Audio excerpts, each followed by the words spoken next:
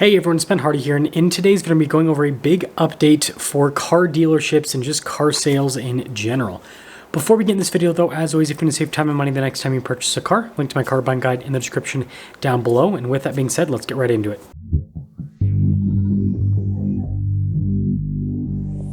So I've taken a hiatus for the last few days because I've been spending time researching different trends within the market and obviously the closing of the sales month of August, which I'll have an update video on that in the next few days. Just depends on, timing and all that kind of stuff. Busy schedule here. But anyways, some of these trends are absolutely fascinating and I want to share them with all of you in this video.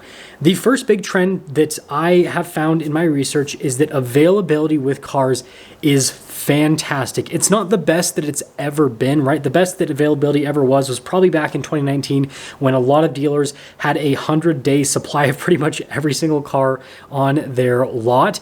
But availability is actually really good. It's gone to the point where there's no such thing as a special car in today's market. And I guess that's a little bit of an overstatement because there are certain vehicles that are still hard to get.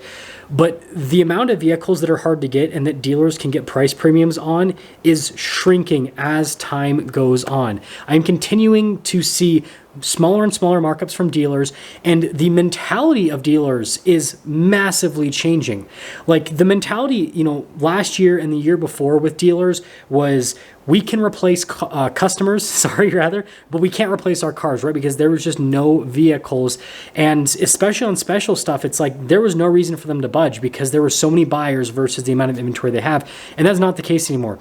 What I did this last week is I basically went and looked up a bunch of different hard to get cars and just regular cars as well. And what I found is that availability is really good. Yes, there are some market differences. There are some markets that lack availability with cars, but for every market that lacks availability, there's another market that's usually really close by where you have tons of availability with that vehicle. And so this really means that we are in a buyer's market if said buyer is willing to travel a little bit. And this is especially true in today's market. And this is another trend that I want to talk about is I'm seeing far more traveling in the car market than what I have seen even prior to the pandemic. Prior to the pandemic, some people would travel, but there wasn't a whole lot of traveling to purchase cars outside of people wanting something super niche because most dealers were pretty similar when it came to pricing. And what would happen in most cases is if someone was really pushing a dealer because they were going to go to another dealer, out of state or, in another area because the pricing was lower, what the dealer would typically do is just match the price, right? If they were able to do it, they would end up matching the price. But in today's market, because there is, kind of this mentality shift that hasn't affected every single dealer, there is a lot more traveling because there is big price differences between different dealers. I'm seeing dealers in the same exact market that have substantially different, markups or lack of markups on cars. Like I saw two cars in the same exact market, for example. One of them had a $3,000 markup over MSRP. The other one was $3,000 under MSRP. Same vehicle, same options, same menu, like everything's the same. And these dealers are in the same exact market, but the pricing was completely different on the vehicles.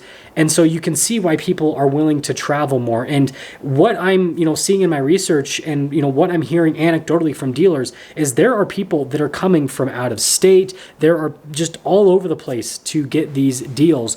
And so, yes, it's a buyer's market, but it's a buyer's market where you do have to do more research than normal, and you're going to have to do a bit of digging to get yourself a deal. But with that being said, I do believe that this mentality shift is going to continue to sweep across the car industry, and it's going to continue to affect more and more dealers because what dealers are starting to realize is that they're losing their customers to other dealers out of state because they're not willing to budge on their prices. And this is something that dealers don't want to do because if a dealership sells you a car, then the chance that you'll service with that dealership is much higher, and dealers always will make more money on the service side of things than they'll ever make on the sales side of things. I mean, freaking like one service repair thing can make way more money than any car transaction at a dealership. Just depends on, what needs to get fixed on a car.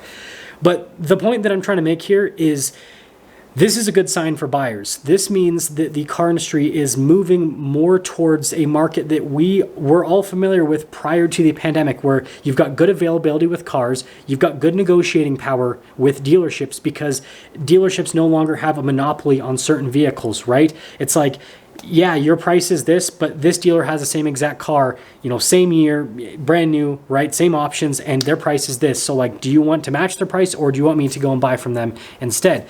And so, yeah, just because of this shift, this is becoming a much better car market for consumers. Obviously, it's not as attractive to dealers, but at the same time, you know, it's something that dealers just have to deal with. And so a lot of dealers are starting to focus more on that volume mentality again, where they're just trying to get as many people in the door as they possibly can. And so as I get more updates for you on the situation, I'll give you guys some videos on that. And like I said, I'll have an update on, you know, what happened in the sales month of August.